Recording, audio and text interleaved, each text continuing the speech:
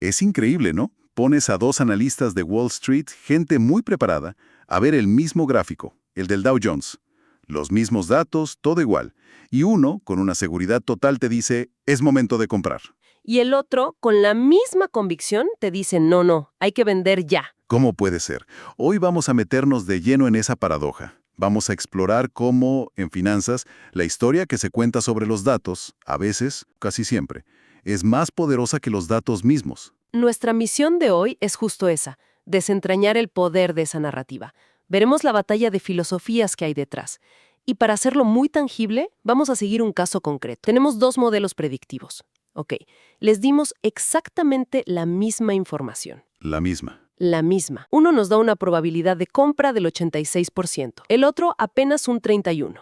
El objetivo es entender por qué. Veremos cómo esa tensión te ve en todo, desde la mente de un operador hasta las grandes historias que mueven al mundo, usando el Dow Jones como nuestro laboratorio.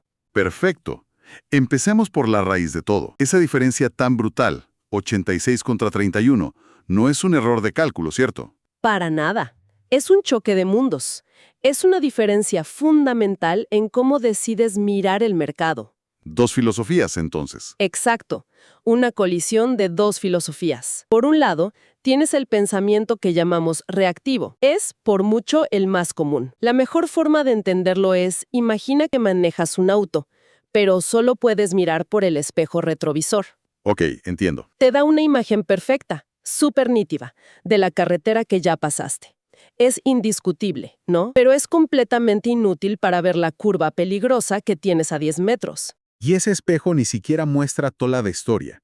Las fuentes que revisamos insisten en algo clave. El mercado de Nueva York solo opera el 27% del día. ¿Solo el 27%? El otro 73%, cuando Asia y Europa están a toda máquina, es lo que llaman tiempo oculto. O sea, el pensamiento reactivo ignora casi 3/4 partes de lo que pasa en el mundo. Es que es como intentar leer un libro, pero leyendo solo una de cada 4 páginas. Te pierdes toda la trama, todo el contexto.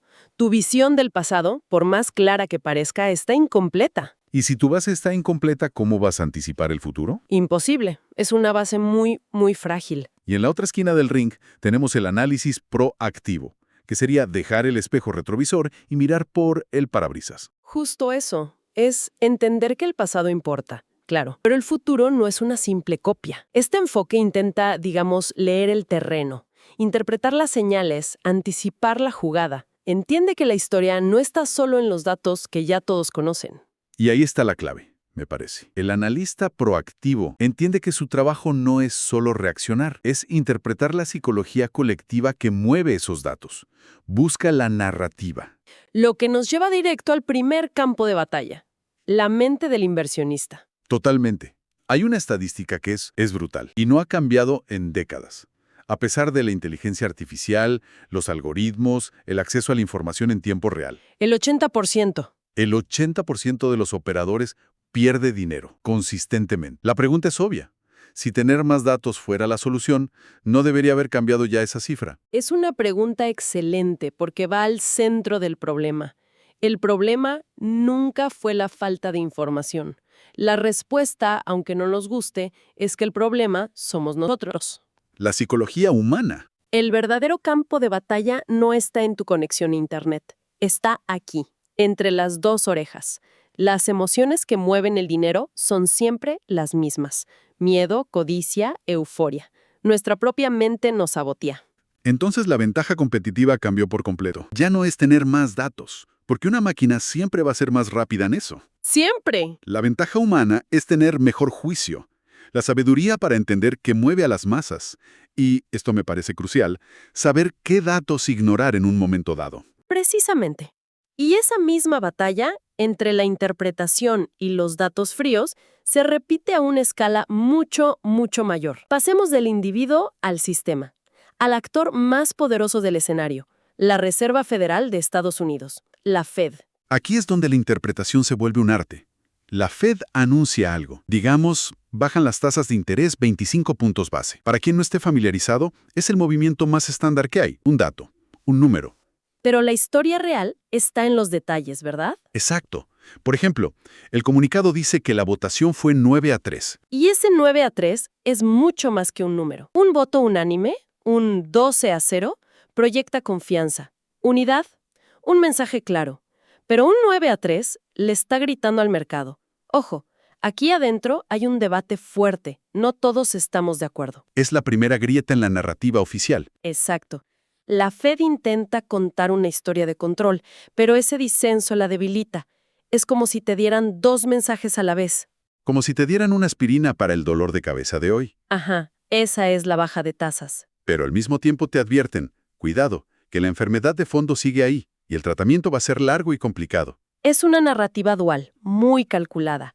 El problema es, ¿qué pasa cuando esa historia oficial, tan cuidada, simplemente no convence? Aquí es donde todo se pone fascinante. Jerome Powell termina de hablar y en ese mismo instante el público empieza a escribir sus propias versiones. Y suelen ser mucho más dramáticas. Muchísimo más. Y a veces más influyentes. De ahí salen estas narrativas alternativas que ganan una fuerza tremenda. Una que menciona las fuentes es la que podríamos llamar la teoría de la toma política. Una historia muy cínica. Sí, en esencia dice, olvídense de la independencia de la Fed. En cuanto cambie el gobierno, el nuevo presidente va a poner a su gente y va a forzar una baja de tasas para que la economía se vea bien sin importar las consecuencias a futuro. Es desconfianza pura en la institución. Y luego está la otra, que parece casi ciencia ficción. La teoría del reinicio de la burbuja de IA. Esta es más compleja. Mezcla todo. A ver, Mezcla las tasas de interés bajas, la euforia por la inteligencia artificial que parece no tener techo y una economía real donde la gente siente que todo está carísimo. El final de esta historia es el estallido de una burbuja gigante, un reinicio del sistema que curiosamente muchos ven como algo necesario. pero a ver, un momento. Si los modelos matemáticos, los que se suponen objetivos, apuntan a una cosa, ¿no es súper arriesgado ignorarlos por estas historias que circulan? Ah, ahí está el corazón del asunto. En física, una teoría no cambia la realidad, pero en finanzas, sí. Las historias tienen poder. Crean la realidad. Exacto. Si suficientes fondos de inversión y operadores creen en la narrativa de la toma política y empiezan a invertir pensando en eso, sus acciones pueden provocar que la historia se haga realidad o que el mercado se mueva como si ya lo fuera. Profecías autocumplidas. Totalmente. La narrativa que gana no es la que predice el futuro, es la que ayuda a crearlo. De acuerdo. Esto me lleva a la pregunta clave. ¿Cómo se conecta todo esto con lo que está pasando ahora mismo en el Dow Jones?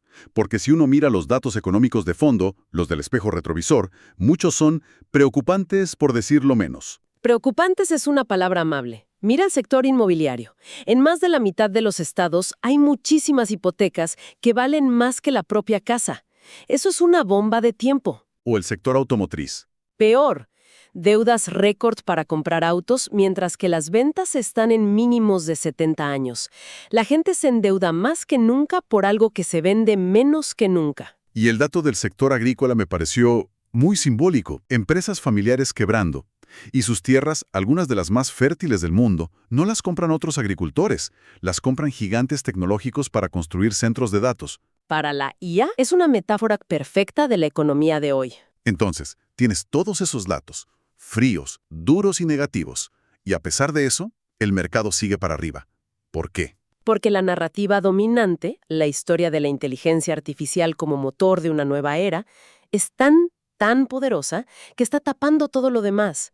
Y aquí es donde volvemos a nuestros dos modelos del inicio, al del 86 y al del 31. Por fin, explícanos cómo esos dos números tan distintos nacen de los mismos datos. Perfecto. Para probar esto, tenemos dos modelos cuantitativos. Les pusimos apodos, Milton y Jesús. Milton es puramente reactivo. El del espejo retrovisor. Ese mismo es un fundamentalista de los datos. Le metemos toda la información negativa que dijimos, deuda, hipotecas, quiebras, y su conclusión es lógica. La probabilidad de que el mercado suba es bajísima. De ahí sale ese 31%. Matemáticamente, es una orden de vende. Entendido. Milton ve el desastre y pisa el freno. ¿Y Jesús? ¿Cómo llega a un 86% tan optimista? Jesús es nuestro modelo proactivo. No es que ignore los datos malos, pero los pone en contexto.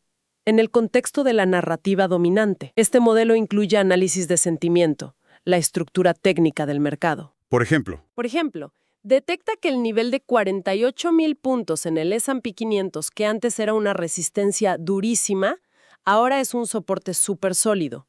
¿Por qué? Porque la historia de la IA convenció a todos de que cualquier caída es una oportunidad para comprar más barato. o sea, la historia cambia la función técnica de un nivel de precios. Exactamente. El modelo también usa indicadores como la EMA 50, que es, para explicarlo fácil, el precio promedio de las últimas 50 sesiones, dándole más peso a las más recientes. ¿Ok? Cuando el precio se mantiene por encima de esa línea, es una señal técnica muy fuerte de que los compradores tienen el control. Jesús ve todo esto y concluye que, a pesar de los malos datos, la fuerza de la narrativa alcista es tan bestial que la probabilidad de que el mercado siga subiendo es altísima. De ahí el 86%. La historia está venciendo a la aritmética. Completamente. La diferencia de más de 50 puntos entre un modelo y otro no es un error, es la cuantificación de la batalla entre dos filosofías. Una se basa en la realidad económica del pasado y la otra en la fe colectiva sobre el futuro. Y el trabajo del analista no es decidir qué modelo es correcto. No, para nada. El trabajo es determinar cuál de las dos historias, la pesimista de los datos o la optimista de la IA, está ganando la batalla por el dinero en este momento. Y ahora mismo, la narrativa proactiva de Jesús está ganando por goleada. Lo que nos deja una conclusión muy potente. En este mundo saturado de información, la ventaja ya no está en tener más datos. La ventaja real está en desarrollar un mejor juicio, en interpretar las historias que esos datos cuentan. Y sobre todo, descifrar cuál de esas historias está capturando la imaginación de todos. Esa es la esencia, decodificar la narrativa ganadora. Hemos cubierto muchísimo terreno hoy, desde la psicología de un trader hasta la Reserva Federal, conectándolo con lo que pasa ahora mismo. Creemos que entender estas dinámicas es crucial, y esa es la misión de este programa, hacer que este tipo de conocimiento sea accesible para todos, especialmente para quienes no tienen una formación financiera. Y es un esfuerzo muy grande. Para que esta misión siga adelante, el apoyo de la comunidad es fundamental. Un gesto tan simple como un me gusta, compartir este análisis o suscribirse al canal nos ayuda a que este contenido gratuito llegue a más personas. Agradecemos enormemente ese apoyo. Entonces, para resumir esta inmersión, en un mercado inundado de datos, la habilidad no es encontrarlos, es interpretarlos. Vimos cómo dos visiones, una reactiva y otra proactiva, toman la misma información y llegan a conclusiones opuestas. 86% contra 31%. La clave es entender que los mercados no solo se mueven por números, sino por las narrativas que construimos. Y para cerrar, me gustaría dejar una pregunta en el aire. Teniendo en cuenta este abismo enorme entre la narrativa súper optimista de la IA y los datos económicos que son objetivamente sombríos, ¿qué tipo de evento, qué noticia o qué dato tendría que aparecer para que sea lo suficientemente fuerte como para romper el hechizo de esa historia y forzar al mercado a enfrentar la realidad numérica que por ahora prefiere ignorar?